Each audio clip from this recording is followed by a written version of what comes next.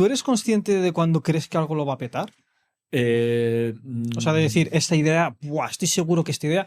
Te lo digo porque yo, por ejemplo, en mi experiencia personal, muchas veces han viralizado posts o cosas así, que no sé por qué lo han hecho, Sí. pero luego los posts que a mí a lo mejor más me han gustado, no han tenido ese recibimiento por parte del público. ¿Eso te ha pasado a ti alguna vez? No, ojalá lo supiera, ¿sabes? Porque ya tendría la clave de decir, esto va a funcionar súper bien, entonces invertiría mucho en eso porque sé que lo va a petar, Claro. pero es que hay cosas que yo he querido que lo peten y no ha sido así, y otras cosas, como tú dices, que lo he hecho y estoy muy contento, pero no tenía esas aspiraciones a ser el bombazo y después lo ha sido. ¿Cuáles serían...? Se suele hablar muchas veces de las obras que los compositores que más les gustan de su propia creación porque consideran la mejor. ¿Hay alguna obra tuya que tú digas, buah, es que esta, yo estaba en mi prime haciendo esto? Sí. ¿Cuál? Mira, te voy a decir, por ejemplo... mira, yo tengo solamente una sinfonía. Mi primera sinfonía, y no sé si será la última, que se llama Hell and Heaven. Una sinfonía para banda. Estuve prácticamente un año con ella, cosa que no suelo estar con el resto de obras. El resto de obras a lo mejor estoy 4 meses. Estuve un año. Y súper contento, súper agradecido, súper motivado. Dije, guau, es que esta sinfonía va a ser la leche. Y no ha sido así. Se toca, pero si yo tenía una expectativa de 10, se toca al 4. Y hay otras obras al revés, que cuando la he terminado estoy contento, pero digo, no sé, ya veremos, y han levantado una expectativa del 8 o el 9. Entonces diría que esa sinfonía es que tiene todo. O sea, tiene un lenguaje también bastante diferente al mío, aunque está mi sello ahí, pero exploré mucho cosas de instrumentación para banda que no había utilizado antes. O sea, hay muchos recursos, gasté muchísima energía, pero a día de hoy es verdad que es una obra que conecta mucho con el público, funciona. El problema es la dificultad, que es una dificultad tan alta que después no está al alcance de todo el mundo. Entonces... ¿A la hora de escucharla o de interpretarla los propios músicos? De interpretarla. De escucharla es totalmente...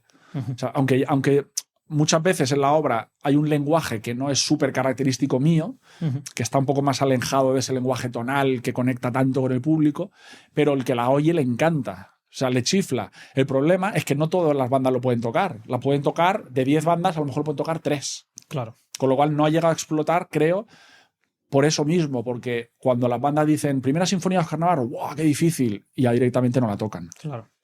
Ahora que hablas de sinfonías, es famosa la anécdota de Brahms, que para su primera sinfonía se tiró 10 años o algo más de 10 años. Creo que 20, he escuchado, ¿eh? Sí.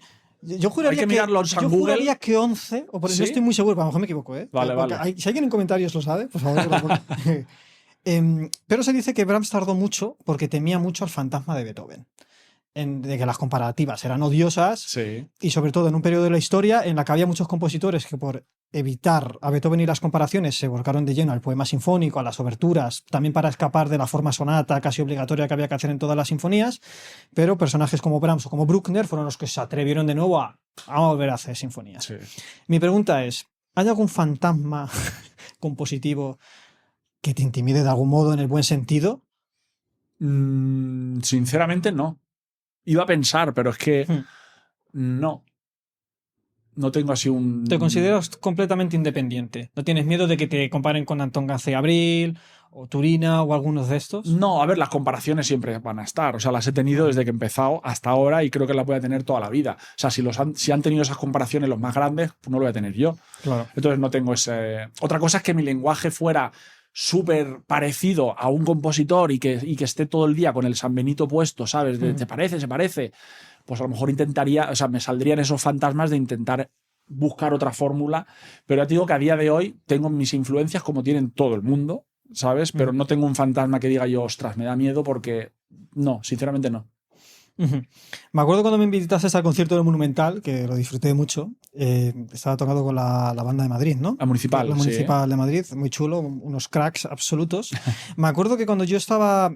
Claro, porque, o sea, yo desde mi perspectiva de musicólogo, claro, muchos de los compositores de ahora sois como muy interesantes para nosotros de estudiar, de reflexionar, ¿no? Yo me acuerdo que cuando escuchaba tus obras, de antes de conocerte yo pensaba, pero el estilo Oscar Navarro, ¿qué es exactamente? ¿No? Yo muchas veces como que lo he pensado. Cuando estuve en ese concierto viéndolo, estuve casi convencido que hacías poemas sinfónicos. aunque nunca lo hayas llamado poemas sinfónicos, aunque hay nombres que yo creo que enlazan un poco por ahí. ¿Tú estarías de acuerdo con eso? O sea, cuando sales de la música para cine o música de encargo, como puede ser tal, o sea, cuando tu amplio grueso de literatura que sueles hacer, ¿cómo etiquetarías el género que tú haces? Bueno, lo has dicho ahora, yo tengo muchísimas obras que son poemas sinfónicos. Lo pone en la partitura, ¿eh? ¿Sabes? El Arca de Noé es un poema sinfónico. Libertadores es un poema sinfónico. The Mountains of Switzerland es un poema sinfónico.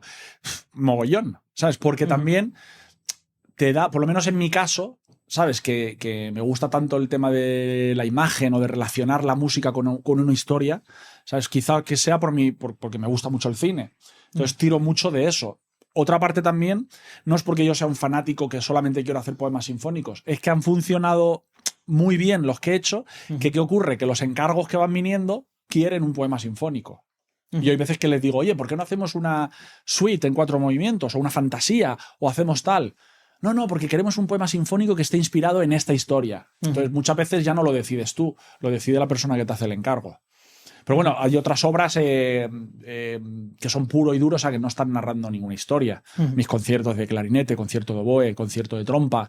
Ahora estoy terminando una obra que no es un poema sinfónico. Entonces, me gusta también hacer algo que no sea eso para que no sea todo siempre lo mismo. Claro. Hablando de estas terminologías, ¿no? Estamos hablando de poema sinfónico, estamos hablando de concierto. Hay una etiqueta que no se sabe muy bien cómo definir, que es música clásica, que es más una biblioteca de estilos a lo largo de la historia que se han ido dando, que siempre ha habido mucho debate a la hora de intentar meter o no dentro de ese cajón a compositores que son más cinematográficos. Le ha sucedido a John Williams y yo creo que también te sucede a ti. Mi pregunta es, aunque no sepamos muy bien qué es eso de música clásica y sin entrar en debates de terminología de exactamente qué es, en lo que todo el mundo entiende, ¿tú consideras que lo que tú haces está dentro de la música clásica actual?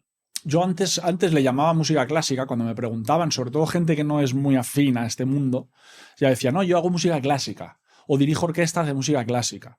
Pero ahora ese término lo he cambiado hace mucho tiempo y utilizo la palabra sinfónico, ¿sabes? O sea, hago música sinfónica, sea para orquesta, sea para banda, entonces utilizo esa terminología, porque es que ya la palabra música clásica está muy unida a la orquesta sinfónica, ¿no? Es como que haces música clásica, orquesta sinfónica. Ni siquiera estás hablando del periodo clásico. Es como que todo lo que lleva violines, violonchelos, contrabajos, o sea, una orquesta, ya es música clásica. Entonces, también digo que hago música contemporánea.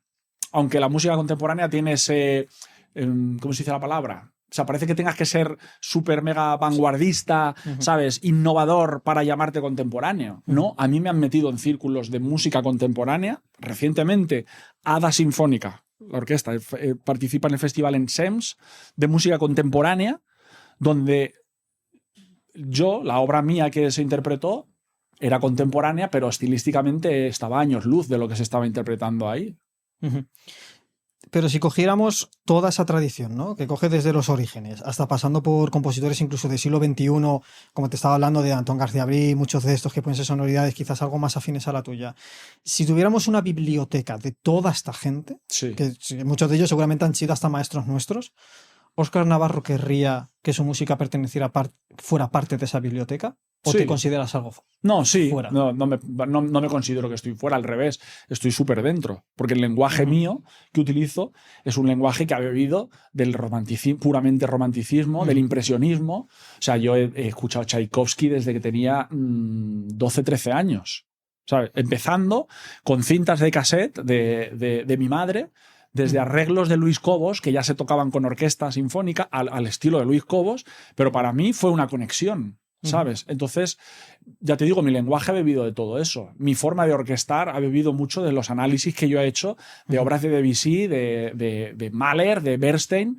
Entonces, claro, yo estoy dentro de ese mundo totalmente. Claro, y los músicos que te suelen interpretar forman parte también de ese mundo. Claro. Entonces,